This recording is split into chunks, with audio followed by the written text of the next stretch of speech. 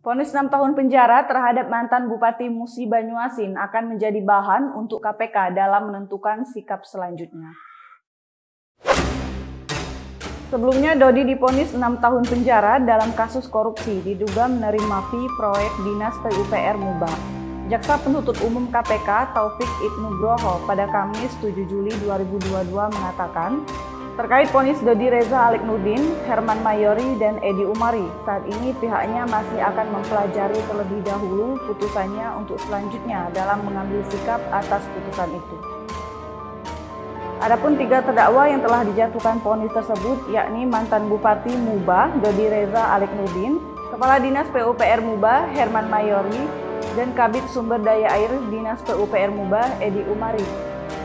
Majelis Hakim Pengadilan Tipikor Palembang telah menjatuhkan vonis kepada ketiga terdakwa.